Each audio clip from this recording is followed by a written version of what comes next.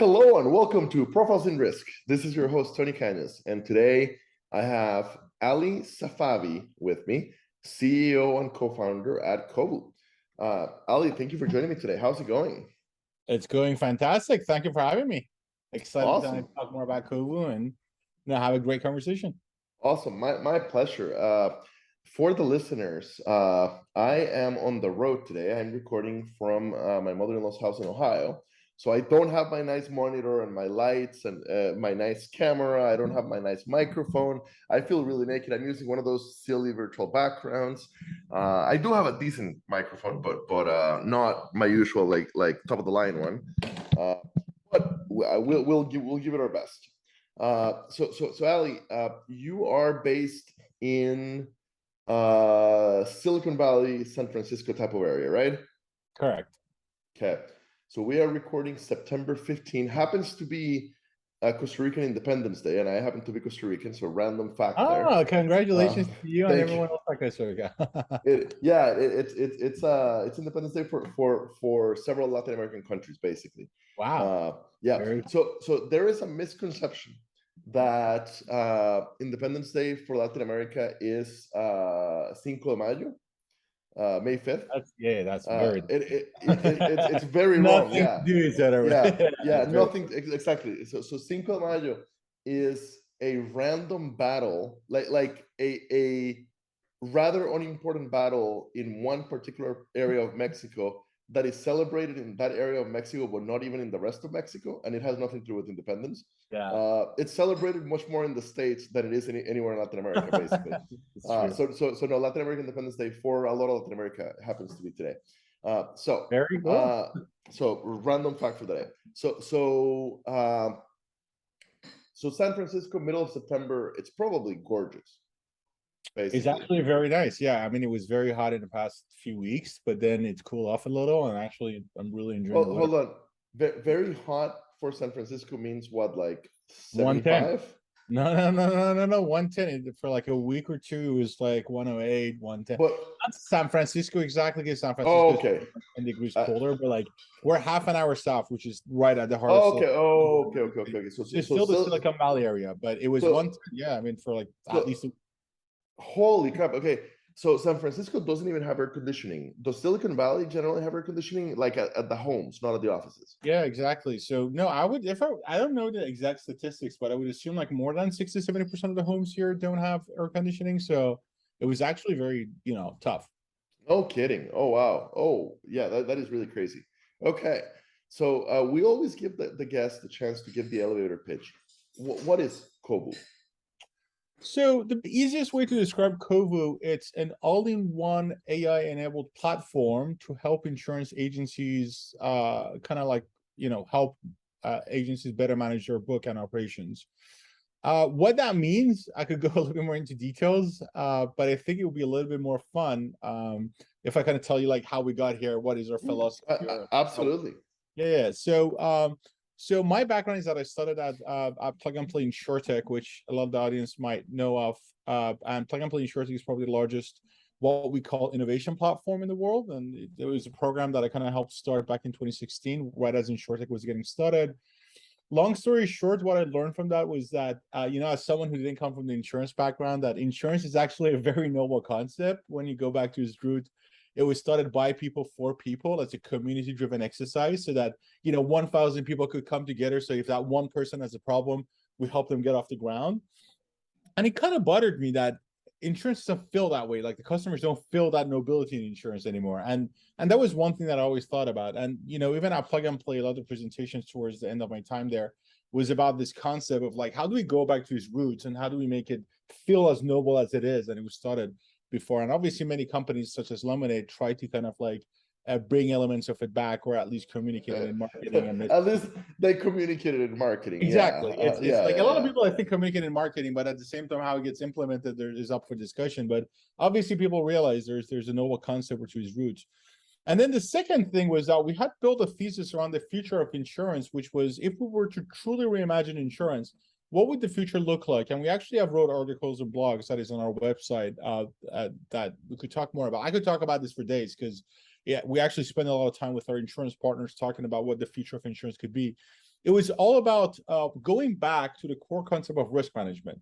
How do we holistically understand someone's risk and then help them manage that risk was what we got to, which is the idea. I mean, I think cyber insurance is a good example of it, where you have companies focused on, helping people understand the risk, helping people mitigate the risk, helping people finance the risk, which may include insurance, and then help people recover from it, which, if something happens, to make you whole again. And that core concept of risk management, like, how does it apply to all insurances? When we think about auto insurance, how do we help people understand what the risk of auto accident is? How do we help them reduce it, and so on? And then the third aspect of it was that we don't know what the future of insurance looks like, but whatever it is, it always starts with customers and people. So if we could establish ourselves as a trusted risk advisor or insurance advisor, we basically have the opportunity to help build the future of insurance and what that is, because we are the trusted, source of advice for customers. So I left Plug and Play to build Vero, which was their, the original company, with the idea of building an AI risk advisor, which basically brings all the three elements together. The thing that we got wrong was that people don't really understand what risk is. Like, when no one is looking for a risk solution, we could talk about it with them, but it's not something that they really pay attention to. And then if you look at how people's behavior works, in a lot of cases, people are wired to buy something based on what they've been told. So, like, when I ask someone, why did you buy life insurance? It's because I have to, because I have a kid, because of X or Y or Z. Why aren't you buying disability insurance? Why should I? Okay, you have a bigger risk of disability than life insurance. No, so that means I still have a high likelihood of not having disability. So it's just like, the discussions are not as, I would say, like, logical as it is a lot of times emotional. It has a lot to do with human psychology. So that was like our one of the big aha moments that we had, and I'm sure a lot of people knew, but we had to make some mistakes to get there.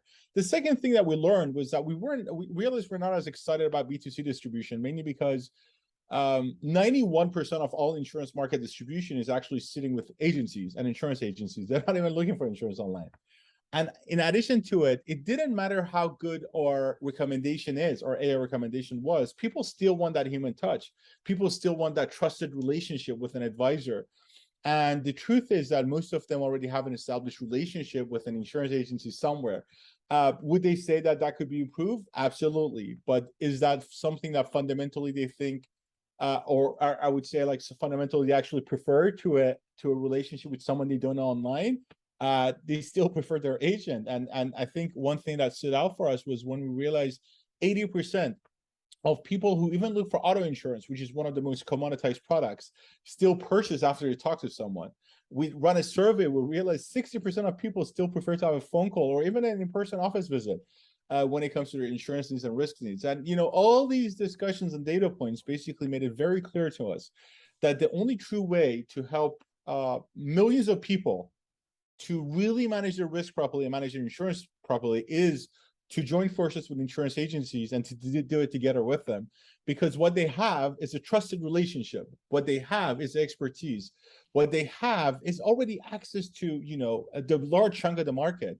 And if we could join forces with insurance agencies, where we could basically all in one take care of everything they don't want to do, everything that they feel like they could, they could just let go to focus on what they actually want to spend time on, that is really what the winner is for us to implement the vision and the mission that we have for the future. And that is where, after spending a lot of time with agencies, understanding what their pain points are, we had a lot of big aha moments. Like, we realized, hey, the biggest problem here is not just technology. The biggest problem is not just the tool. The biggest thing is that they are actually struggling with the back office and the servicing, because it takes a lot of time from them. They can't focus on sales. They can't focus on growth. And to be honest, one of the things that I learned is many agencies actually want to spend less time on, like, they've been overwhelmed, like they're working too much, like they've been doing it for 20 years, and they actually want to, like, just pull back a little bit and, have a little bit better work-life balance, or whatever that is. And giving them the opportunity to open up their time and spend it on however they want, either sales, less time on work, or whatever that is, was something that really stood out to us. And that's what got us excited to kind of take off everything the agent doesn't want to do, modernize the agency, and all in one platform is how we landed here. Okay, that was a lot. That was a lot. but that was a lot of really good stuff, and you're clearly passionate about what you're doing. So I did not want to interrupt. Okay, so let's dig in kind of step by step. Okay. I agree with everything you said basically, and as you were getting started, the funny part is what I was thinking is if venture capital / tech types had listened to us insurance types 10 years ago, 8 years ago, we would have told you most of what you're saying basically. Yeah. Right? Yes. So insurance is a really weird product. It's a really weird service. Is it even a product or a service? It's a promise, and it's a promise that nobody wants to buy. David Wright just wrote a really, really good essay, part 2 of his social science of insurance series. He's an actuary by trade, but has a lot of things. And the title of his essay is "All Insurance Purchases Are Compulsory." Basically, like even the ones that are not mandated by the state, by your mortgage company, by your auto lender, but right, even though by your the company that owns the apartment building where you live, even the ones that are not mandated by law are mandated by your spouse or by whoever the beneficiary of the insurance is the person that is likely, whoever's being protected by this policy is likely the person that is pushing you to buy it, right? So it's a product that nobody wants to buy, and that when things go well, you pay something for it and then you get nothing back. And it's not that, which psychologically makes it a ridiculously difficult product to sell and to service. It's not that you get nothing, you got protection, but you didn't utilize that protection. So that's what you paid for, right? And then at the end of the 6 months or at the end of the year, at the end of the policy term, chances are your premium goes up, even though you haven't had a loss. Again, another really difficult thing for you psychologically to understand, right? And I love how you talked about the history of insurance, because you're absolutely right. I had a great conversation recently on the podcast with the founder of Branch. So bad with names.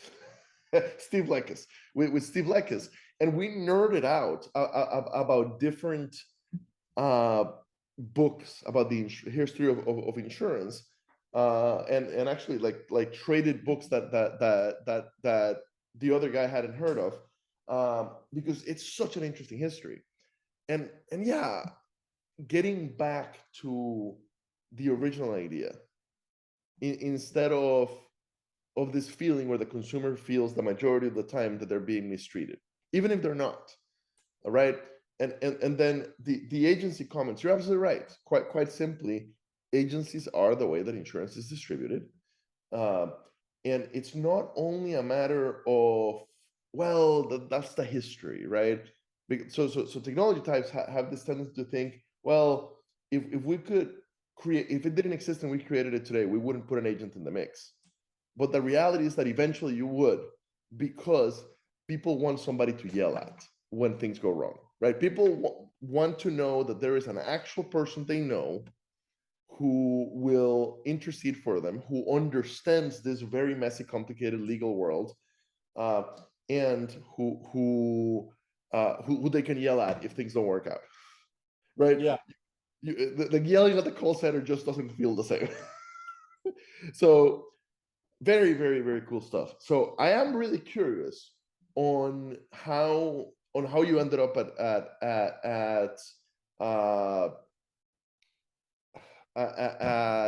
Plug and Play, but let's leave that for towards the end. But so in practical terms, so the platform Kovu helps agents use AI to get rid of all of the stuff that they don't want to take care of themselves. So what does that look like? What kind of stuff is it that you can help half my listeners who are agents get rid of? So the first thing first, we don't believe technology alone is the solution. Let me take a step back. It's actually more important. what is the problem we're solving? What we learned after talking to a lot of agencies was that the number one problem by far is that there's a talent shortage in the US when it comes to servicing and service staff. I think one of the surveys I saw, it was like 45% or 50% of agencies were talking about this, and it's not a vitamin. Like when you're understaffed, this is not a good to have. This is a must to Oh have. no, it's yes, Yeah. absolutely. And since COVID, obviously, a lot of folks have to figure out how to manage their staff remotely. They're not used to it. I mean, it's one thing to have your, staff in front of you, and is another thing that you have to, when it's remote, you just like, how do you navigate that, and how do you navigate customer relationships? And in addition to all that, adding the entire talent shortage that exists in the US is one thing. And then the second thing that we learned, which goes hand to hand, is most agencies, when they get started, they sell, and grow. And then at some point, in a lot of cases, not always, they hit a plateau because all their time shift from selling to just servicing their existing book. And in a lot of cases, it's not a super fun kind of activity. It's a lot of administrative work. It's a lot of take a piece of information from the customer, go contact the insurance company ask a question, you go put it in front of the customer, and then this is not a lot of like intellectual work. It's a lot of time administrative work that is frustrating for every party that is involved, right? Yep. So we realized if we could somehow take the bulk of that book management, which is all these activities, all these transactions that they just are not super passionate about doing, but still they spend most of their revenue on, like the biggest cost an agency typically has is that service staff and the service operation that they have. And if we take it from them to do it for them, so it's not a tool, it's like we'll do the end-to-end service for them. That is the solution. That could really lift off a lot of the things that they don't want to do to open up their time. But to do that, we can't just give them a tool. We can't tell them, hey, here's a tool, go use it. Like what we learn is like a lot of agents, like it takes a lot of time for them to be comfortable with the tool. They have to figure out how to integrate the tool. They have to pick between tools and all these different things. So it was a lot easier if we could just partner together with an agency to say, look, we'll do all this for you. You'll do this, but we'll do it for you. We're not going to give you a resource to do it. We'll just do it for you. But in a way that is very transparent to you. You could feel confident about the customer service, the customer experience, and most importantly, we could modernize your entire operation and then help you grow from there. So we'll take off the book management from you as much as we can, as long as you're comfortable. And it's your customer. It's always going to be your customer. You don't have to, if the contract says this is all yours, you could leave whenever you want. But as long as you want us involved, we'll do a bulk of the work for you, as much as you want to be involved or don't want to be involved. And then from there, we'll modernize your entire operation, modernize your stack. And then from there, we'll help you grow. We'll help you cross-sell, upsell, and improve your retention and everything else. So that's why we call it all-in-one. It's more about like what the agent wants to do, and we'll take on everything else they don't want to do. That more than like saying that, hey, here's a tool for you to use. It's everything together. And that everything includes, we have our human resources as well. We have our call center, we have our operations staff, we have licensed staff in the US, as well as obviously all the technology that goes into it to kind of create an automated customer service, customer experience, and to be able to create everything we need for growth on upsell, cross-sell, retention, and so on. And obviously new features are going to come out, and we'll slowly introduce more and more features around risk management, which is reducing the risk. How do you prepare for different catastrophes and so on, and later down the line even look into ways to help them with recovery. Fantastic. So if one of my listeners is an agent, and many of them are, okay, so for any given one of listeners, of my listeners, that's an agent, what are the agencies that are kind of a perfect fit? At what point is like, do you only focus on commercial lines or only personal lines? At what point is an agency too small where it doesn't make sense? Like what makes kind of the perfect customer for you guys that you'd love to partner with? I think at this point, any independent P&C agency would be relevant because they all probably are dealing with back office customer service and more efficient, a lot more modern, and to take off a lot of the things that they don't want to do. And most importantly, we do all of it for a cost that is less than what they're spending. So they'll be able to make money off the bat. They'll be able to, offload a lot of the time or activities that they have, and to deliver better customer experience off the bat. So I would say any independent P&C agency would be relevant. I mean, in the beginning, it might take a little bit longer for us, depending on the stage or size that they have to onboard them. But anyone who's interested, they should reach out. Okay, awesome. And what does the integration look like? Like, is there a minimum level of technology you need to be at? So do you need to? No. Okay. So I'm That's the gonna whole call you. thing. That's all in Okay. one. That's why So it's all in one. So whatever they have, we'll mhm. work with it. They don't have to worry about Okay. it. Like, So the rural agency with paper files who will not let their people work remotely because like they manage the agency with Excel, Outlook, and paper files.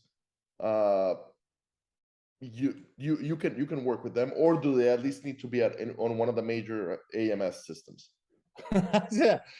So we just launched August 1st fully. I mean, we've Okay. been operating since the beginning of this year under the name of Kovu, and as we kind of pivot into Kovu. But we launched fully August 1st, and we've just started adding new agencies in. I don't believe we've had an agency that is all paper, because like typically typically there is like a CRM of some sort Yes. that we actually have some data to pull from. But even if they don't have a lot, I would still say reach out. And our team, we do have a due diligence team on our side that does some research and tells them, hey, this is when we're going to be ready. Like, we're going to be ready for something like this in the next few months, or Okay. But Mhm. I would Go still ahead. reach out, and our team takes a look and tells them, like, hey, gives them timeline of when we might be able to, Okay. work. Okay. What kind of commitments? So we have the conversation. You guys, it does look like we can integrate. Do we have to sign on for a whole year? Can we sign on month to month? No, we have a What? contract that is annual, but the termination notice is only a few months. So it's like, Okay. I'm happy, just gives a. And to be honest, most of the reasons we put a termination notice of a few months is for their benefit, because once we get involved in managing our book, I feel like it's fair for them to have a little bit of time if they decide to kind of take on book management back. So because of that, we try to make it something that's fair. So, but if mutually we both decide it's okay to end it sooner, it's fine. But our entire model is built on, we want this to be an absolute no-brainer for agencies, and if we can't deliver that, we're doing something wrong. So we don't want to hold anyone. We don't have any golden handcuffs. I know some of the aggregators that have like massive penalties for leaving. We don't have any of that. Like, if someone is not happy with our services, it's only fair for them to leave, because we understand and appreciate this is their lifeblood. This is like their legacy, and it's all theirs, and they should be feeling comfortable leaving whenever they want, if we can really deliver on what we're promising. Okay. Awesome.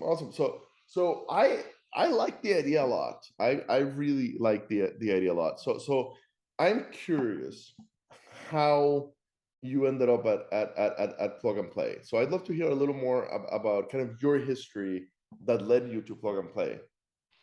Yeah, so I was born in Iran, and Iran is a third world country, and in a lot of cases, people have to do engineering. It's just a cultural thing, and I kind of knew that I always wanted to kind of continue my education in the US and so on. And engineering was just the right fit for me for many reasons, coming from that background. But at the same time, once I got my master's in the US, I knew I want to get into the business side of things, and Plug and Play was just that perfect opportunity for me to leverage. I had like 20 papers on like AI, machine learning, different technologies, and all that, to leverage my research background and my technology background, but somehow find myself in the business world. And it just felt like Plug and Play is that perfect place for that. So I joined Plug and Play, and not too far after, Said, our CEO, was like, hey, can you help us launch an insurance vertical? Which I said no to. I said, I don't know anything about insurance. I don't even like insurance back then. And I wanted the IoT vertical. So I was like, just do it for now till we find someone.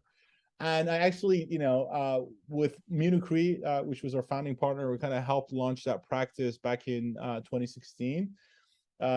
Coincidentally, it was exactly my birthday, the date that was picked for the launch event. So the InsurTech program and myself were born on the same day. And again, it wasn't picked by me. It just happened that way.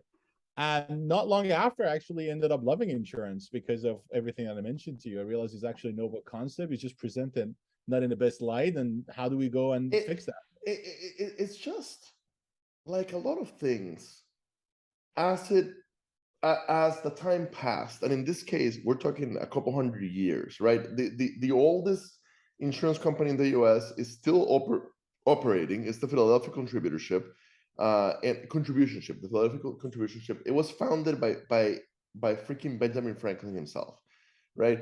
So it's such an old industry that things just tend to stagnate, right? Things just tend to it's the way we've always done it. And then what happens is as you grow, the things that worked really well when you were, you know, a small community insuring each other become really dysfunctional once you are insuring, I don't know how many people State Farm insures, but millions, right? Uh, and they have not been reinvented with the modern world and modern technology. And another mistake we made is a lot of things were built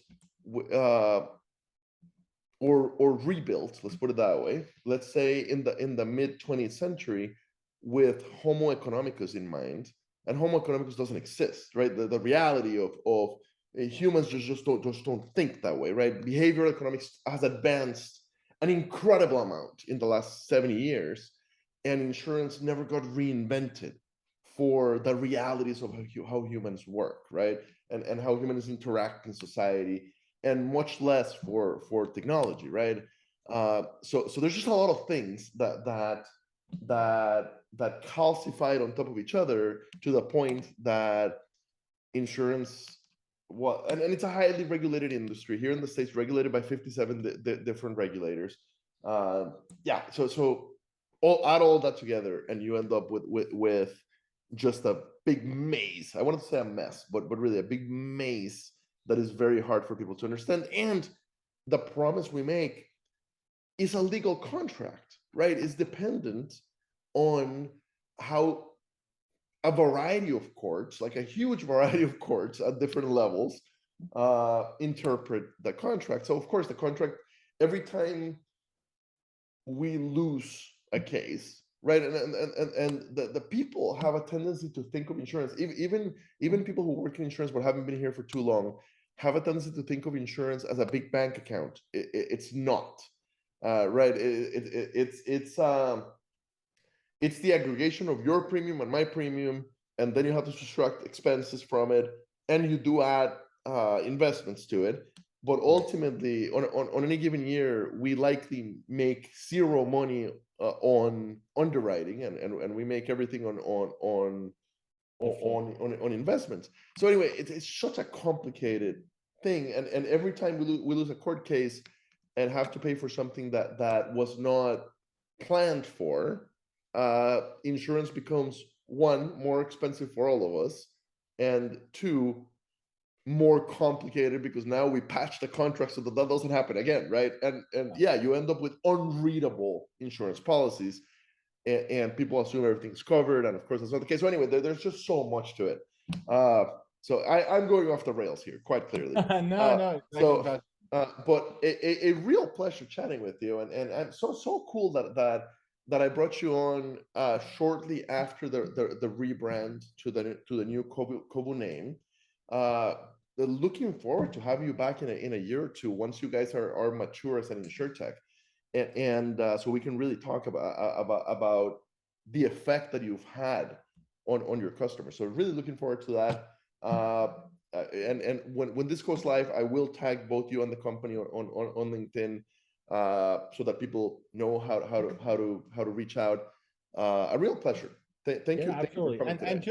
And just to clarify, we already are managing many agencies. We already are live. We've been operating agencies, for a while now. We just happen to now the product is mature and now in the market. It's already live with many agencies and so on. And hopefully, in a year or time, obviously, if it'll be a lot more with a lot more data points on the actual impact on the bottom line of an agency and the profit and so on, which our hope is to be able to at least double the profit of an agency, and hopefully we'll be able to show that by then. That's a big that's a big promise right there. So definitely looking forward to have that conversation. Awesome. Thank you so much for your time today. Thank you, Tony. Have a wonderful day.